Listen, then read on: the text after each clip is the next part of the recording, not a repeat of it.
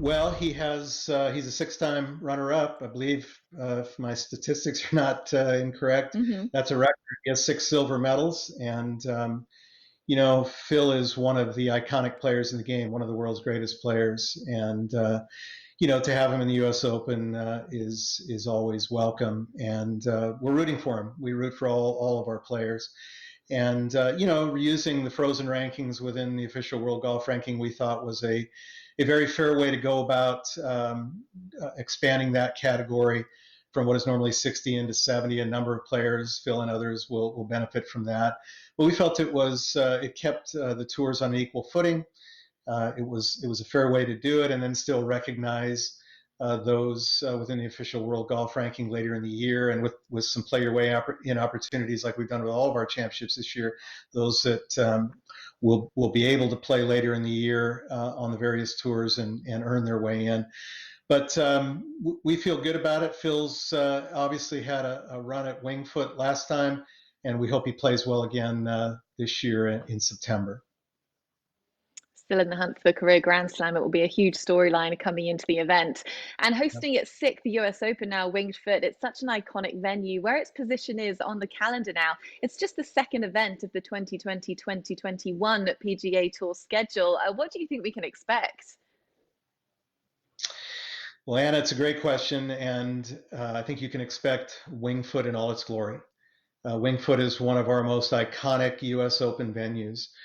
The way that I think about it, you could just give us a couple of weeks, most summers, and we could dial it up just a little bit and play the U.S. Open at Winged Foot. It's that type of golf course.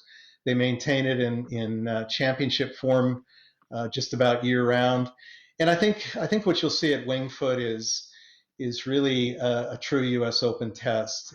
Certainly, the premium on accuracy will be present at Winged Foot. You'll see U.S. Open rough. But I think what's magnificent about Winged Foot, at least the way that I think about it, is everything, but especially the putting greens.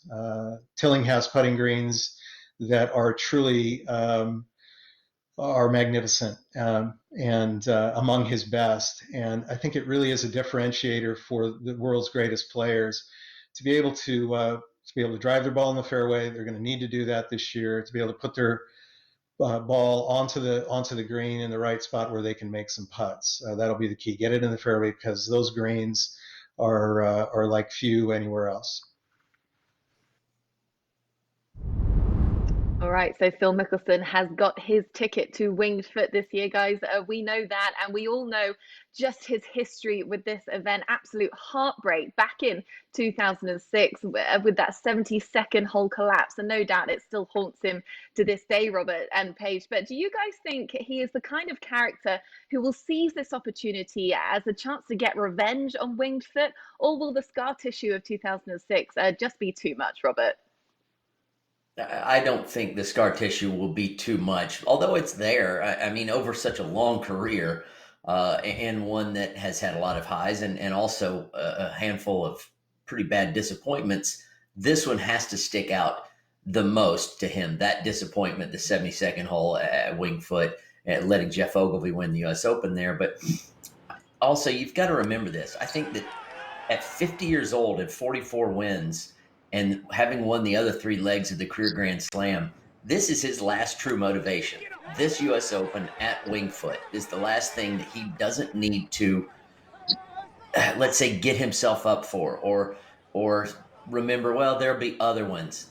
This is true motivation. There won't be another U.S. Open for Mickelson at Winged Foot. This is it. So if he plays well, if he's not playing well, I still look for him to do some special things once he gets there later this year. Yeah, it's actually, I think back to even last year and in kind of the lead up to Pebble Beach US Open, and he was able to win the AT&T Pebble Beach. Kind of, you could see the kind of desire that he has to overcome this. And if you look at throughout his career, he's had those moments. Even winning his first major championship, it took so long, but he was able to overcome all of that. He had a fantastic career up until he won the Masters, but he was able to kind of get over that hurdle. And then even at the Open, not a player that you would have expected to play well at links golf, but he was able to kind of overcome and get to that point where he could win, in that style of play.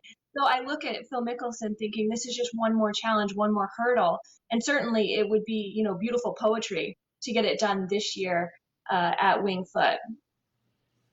It would be a fairy tale ending to Phil's US Open career, really. And he was asked about this now with his chance to head to Winged Foot last week at the Travelers Championship. And he recognizes that it's going to be tough, he said, because of the way that he drives the ball. But he said his short game back in '06 was the key to his success, to being in contention, to almost clinching the trophy, Robert. From what you see from his game now, is his short game good enough to carry himself in the way that he did 14 years ago?